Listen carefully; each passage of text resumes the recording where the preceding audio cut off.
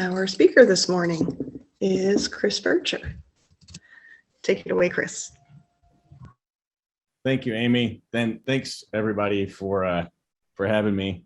You know, once you hear my talk, it'll make more sense. But this is as close as I've ever found to like that community that I guess people search for and probably need through this sort of outlet. And it's always a pleasure to be with you. And you know that story that Paul told about his friend Walter. It's just really affected me for some reason, and I appreciate you sharing that.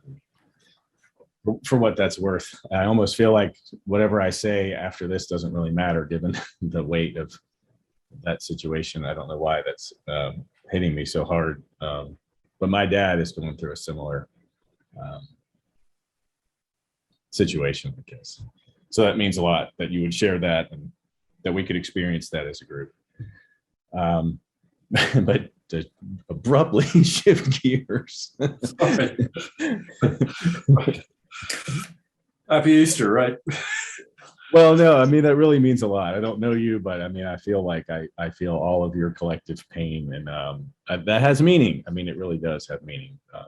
And I think it will even more in the context of what I have to say. But the way I start is, I don't hope it's not disrespectful to anyone, but I remember hearing as a kid, I grew up with no religion, nothing, no Buddhism, no spirituality, no Bibles in the house. I never went to church. I never experienced any of that. And it was one of those experiences, and I was trying to think of an analogy that you could relate to, because I think most people grew up with some kind of religion, of just not knowing, of hearing these whispers of things, what people would talk about. I had a Jewish friend, most interestingly, and I knew more about what he did than about Christianity, or the sort of the more common religions. And so it was this weird outsider not knowing. It created a lot of anxiety for me. And when Easter comes around, this is my 49th Easter, the whole idea of he is risen that I hear all the time, it triggers this anxiety in me, because I feel like I have no idea what that means. And I feel like, was it my job to go and figure out what that means? Or was it someone else's job to teach me what that means? And if you think about the whole context of community, that's a constant struggle that I have. You know, even like if my wife and I get in an argument, is it my job to change my position in order to appease her? Or is it her job to change her position to accommodate me? Or is there a compromise? And then how does this apply? But the whole grammatical, the joke of my talk, I mentioned it to Wava and she thought it was funny. So the idea of he is risen is just it's grammatically incorrect. So given my context in all of this, I'm like, why would they say that like that? It doesn't make any sense to me. And I guess I would have to be taught the lesson, or to teach myself the lesson, to understand what the heck they're trying to say and why they would say it in a grammatically erroneous way from my perspective. And the way this hits me is it's very separatist.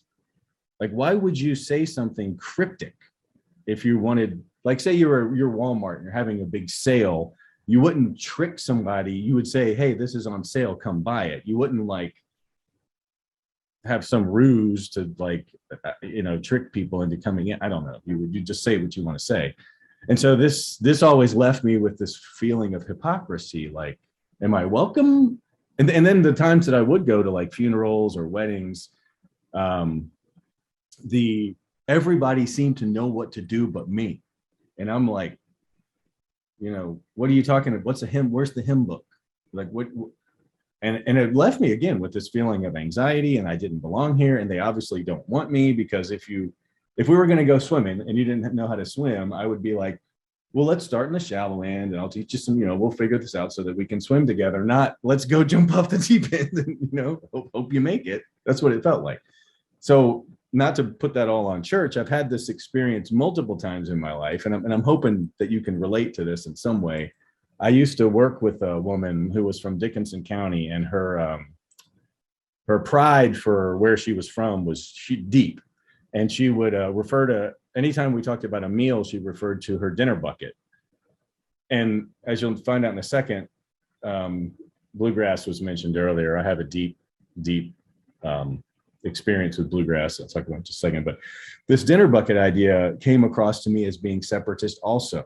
It's like she tried so hard to say, I am from this coal mining country. It came across as, I'm not you. You are not this. This is what I am. I have the culture. You do not. You are not invited. Only the people who grew up in this are entitled to my.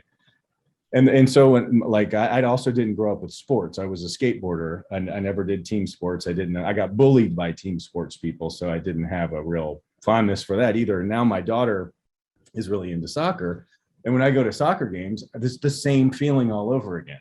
I don't know the rules. I don't know what side I'm supposed to sit on. I got ridiculed for sitting on the opposing team side of the field, and I'm like, what? What difference does it make? How was I supposed to know this? Again, with this like indoctrination and being outcast and separatism, it's like, don't you want me to donate to the soccer program and come and be a part of this? Why would you treat me this way?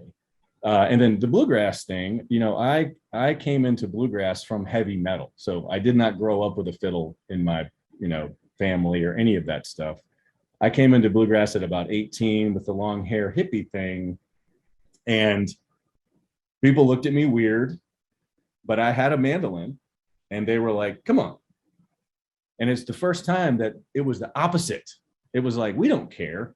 I mean, well, they actually would joke at me about it. They're like, look at the long hair hippie freak, come play with us. It was a completely different experience, but there's still a big rift in the bluegrass community of, if you don't play it like Bill did in 1946, it ain't bluegrass. And there's always been this long-standing thing, but it was a different experience. And so I don't want to talk that long, but why is this important? Because it gets at this feeling that I think Paul has brought up in me anyway, is this dualist nature of humans, where we are individuals, whether we like it or not. We have a boundary of our skin that makes us a separate entity, just like a cell has a cell membrane or a cell wall. Just like a planet has a biosphere, like a continent has water around it. We are an individual, but at the very same time, we are a communal organism. We exhale oxygen or CO2 that goes to the plants makes out, we're connected. I have to make that argument. You all know what I mean, but this individualist and collectivist nature that happens simultaneously is important, because we need both. And again, with the He Has Risen, I feel like immediately it's almost anti-ecology. It's just my background. Like, why am I not invited into the? And so in ecology, we used to say, you're either a lumper or a splitter. So the first days of ecology were basically just cataloging everything, right? Everybody went around going, that's a rose, that's a tulip, that's a bear, that's a dog. And there were two types of individuals who did that. You either lump things together because they were similar, because they had collective similarities that you thought made them in a group, or you split everything apart. And the splitters ended up with, one less than infinity number of things. They're all different things. And the lumpers had too many groups. So there had to be some kind of compromise. And along came molecular biology and sort of changed all that. But that reminds me of all of this. It's like, why are there any splitters? Like, how has splitting maintained its efficacy in the world in lieu of lumping? Because, it's sort of like this, like identity politics, right? Individualists, rugged individualism of like the pioneers in the United States, hardcore individualists. It's like where the pendulum is swinging, in my mind, more and more and more and more towards I'm just me and my phone. I don't need anybody else, right? And I don't think that's a good thing. I don't think any of us think that's a good thing. And so how do we bring that back to that was if you're wondering. How do we bring that back over toward, which I think is what things like religion and sports, music we're trying to do in the first place, but why do they not do them anymore, right? And so the last time that I talked, we ended up on sort of comparing truth as it is derived from science and opinion. And something was said, I was sort of supporting the idea that we actually know things as individuals. We have our ideas have value. And somebody made the point at the end, well, you can't just have an opinion about something that doesn't have any value. And that's different from science. And so the big thing, and I've got a half a page of notes, but the big thing I'm interested in to hear the group's feedback on and for discussion is, what did we do before science? Isn't there, so an opinion is an opinion. You didn't put any work into it. Anybody can pull an opinion out of it, do you like the blue or the green better? Blue. You didn't do any work in that. So there's something that's derived from, thought processes and reason and information and studying and research that's bigger than opinion, but it's not science that has some sort of value. And so how do we sort of reconcile or how do we reconcile the value of our personal ideas without just throwing them away as opinions, without them becoming separatist, fascist, dictatorial ideas that drive everybody else's opinions out? And maybe unweight science. Is there some, I heard somebody use the phrase, and I'm not sure if I wrote it down, it's sort of like a moral collectivism. Is there a collectivist worldview?